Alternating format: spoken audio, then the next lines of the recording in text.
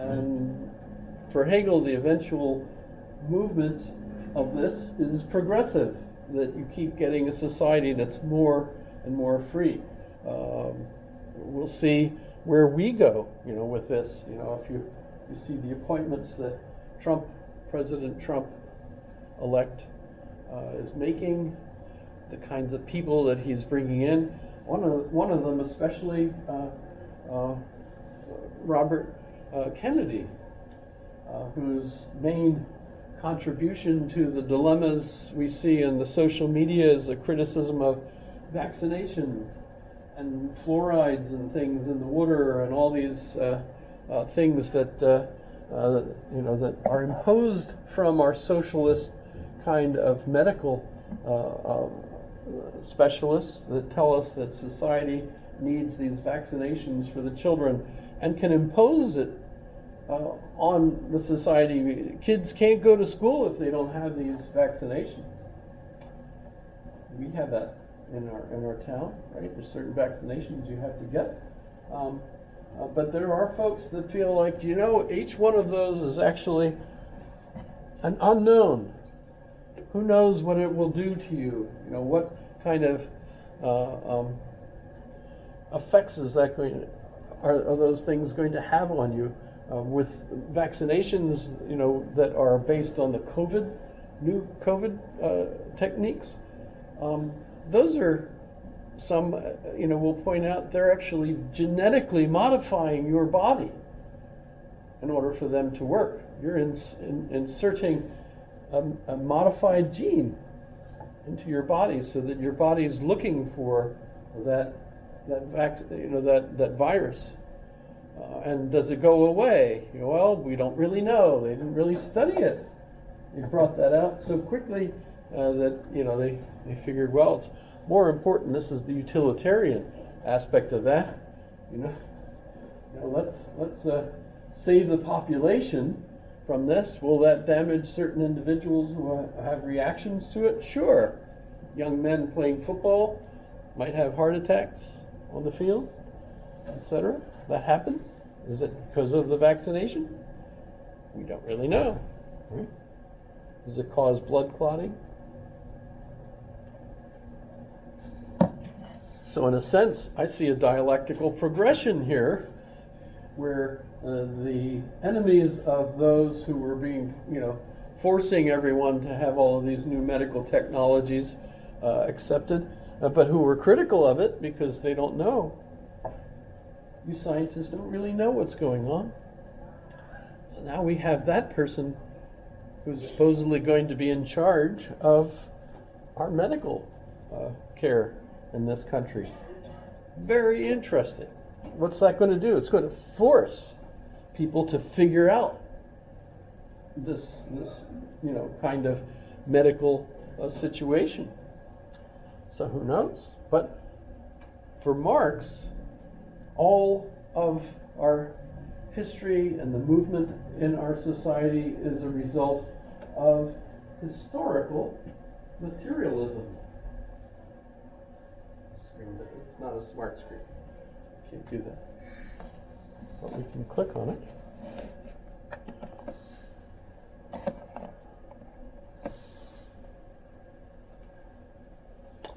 It's critical of Hegel's idea that spirit is what really changes. Society really changes. My interpretation of Hegel is that Hegel's actually including materialism. Remember that whole dilemma of how the social construct of reality, the social construction of reality, how does that work? You can't ignore reality. It forces itself on you. But yes, we do impose our conceptions and hope to create new situations, new kinds of molds pour concrete in, and as a result we end up with new devices. Credit cards. When I was a kid, there was no such thing. Checks you could have. The cash was really the deal. I haven't had cash for hundreds of years now, it seems. Ever since McDonald's started accepting credit cards, we no longer needed cash. and there's no way to escape the kind of digital, everything's automatically deposited. How do you'd have to literally go and stand in line and ask for cash. Why? What do you use it for? You just use the credit card. There's all kinds of credit cards. Debit cards. My kids have debit cards. They think credit cards is like are passe. Why would you want a debit card? That takes the money right out of your account. If I use a charge card, I charge it, and within about a month or less, I get a bill, and then I pay it. So I'm literally in possession of whatever it was I bought for almost 2 months before I actually have to pay for it. Okay, maybe that's not a big deal. That would be a negative, not a positive. You forget that you wanted it, and then you have to pay for it later. Well, we always pay our full bill every month, so we never end up paying interest on things. Well, production, modes of production, your place in that particular method of production and exchange divides society into distinct classes, not the same as caste or caste. And these classes fight one another. We just saw this. What drove Trump's campaign is appealing to a particular class of folks as opposed to other social classes that supported Kamala Harris. One of my favorites was David Brooks, who basically argues that what we saw was a real division between the educated class, those with college and on, versus those without. Well, I mean, that's not a clear category, of course, because you've got lots of lots of people on both sides, right? You've probably heard lots of that argument. Is that kind of a distinct class that's a result of the means of production and how? And by the way, of course, when we're talking about capital today,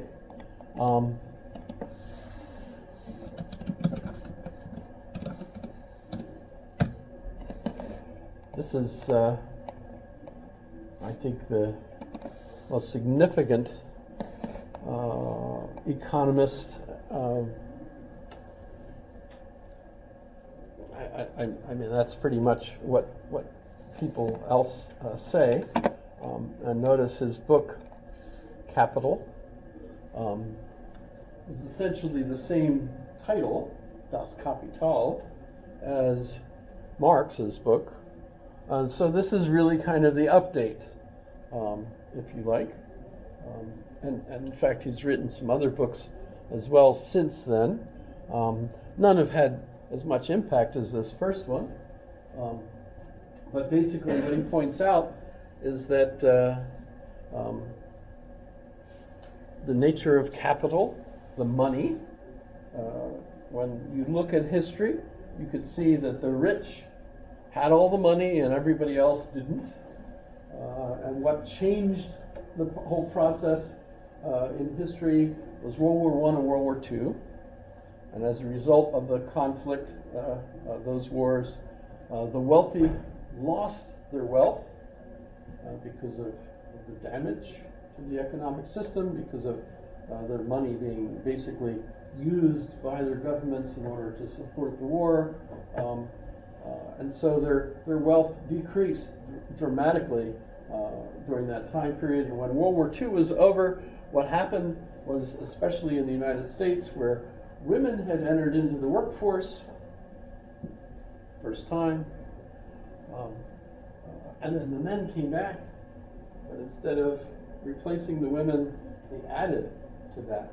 In fact, of course, what also happened is that more people were encouraged to go to college, which resulted in lots of new colleges, the GI Bill, and so on. So all of a sudden, all throughout the United States, you have all these new colleges springing up. And where do they get the faculty for them? Well, the Ivy League colleges didn't produce enough faculty.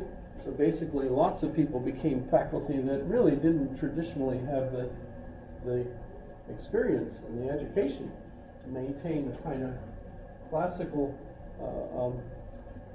education. So you end up with community colleges, all like UAA, for example.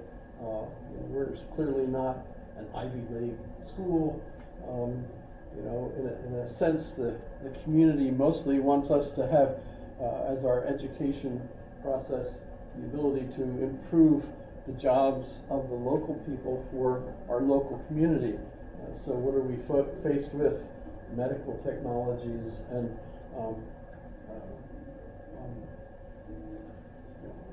machines.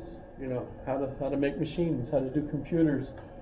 Think about the kinds of foci that our campus has, right? The goal is to improve the workforce here. How big a deal is arts? We have some focus on it. We were a big enough university that we have an art school, and the Arts and Sciences is the largest college in the university.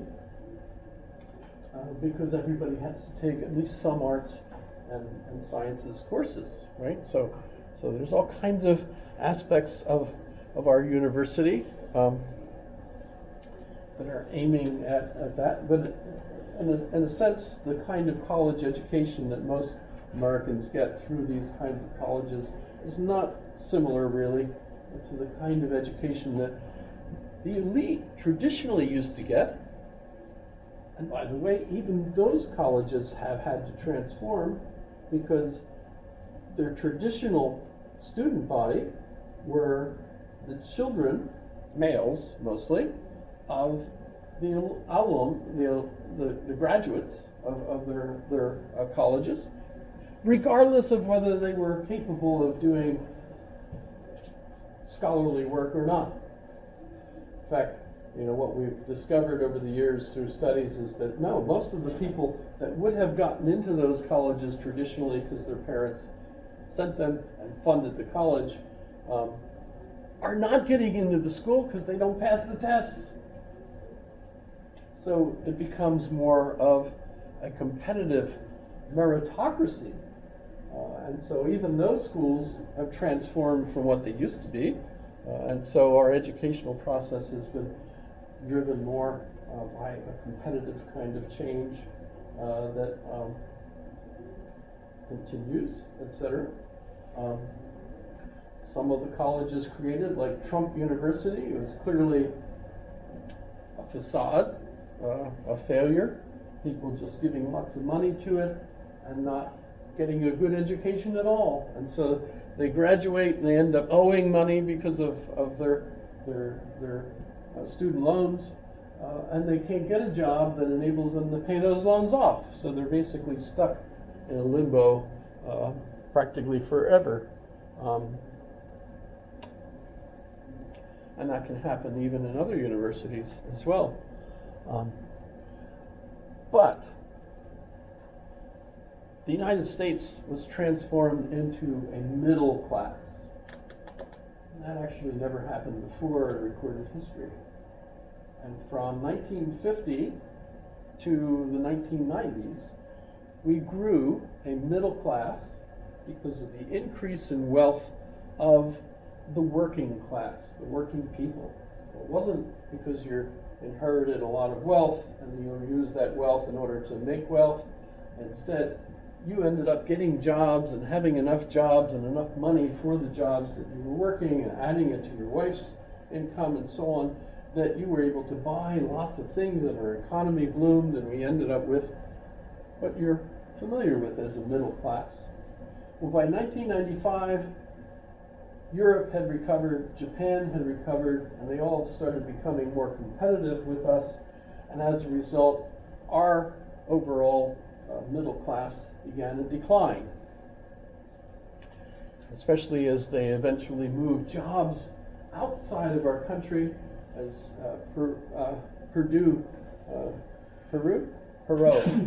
Perot, the candidate who said this will create a giant sucking sound as all the jobs, leave our country.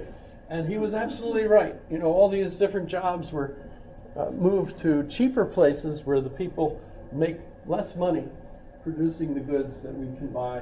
So we end up having cheaper stuff, but we no longer have enough highly paid people in the country in order to buy all this stuff, or to have their own houses, to have their own career, etc. This all happened very quickly. And the cause of it was letting money be natural, be competitive. Actually, there's good arguments to point out that no such capitalist society really exists. There are always rules on who gets to win and who gets to lose. And those are set up, of course, by the wealthy for the protection of their own wealth. And so what Piketty argues in his book is that when you compare growth with other ways of gaining money, the only way to really earn money is to have capital already and invest it and use money in order to earn more money. The closest most people that do that in the United States have to doing that is the stock market. So if you look at the stock market, it's kind of amazing when Trump won, the stock market went up, because he's protecting capital. Part of his goal is to support the wealthy, who will then protect their capital, which means that there will be less social programs to support people that are not part of that upper class. So everything will become more expensive, which will be great for those who are making money off of everybody else.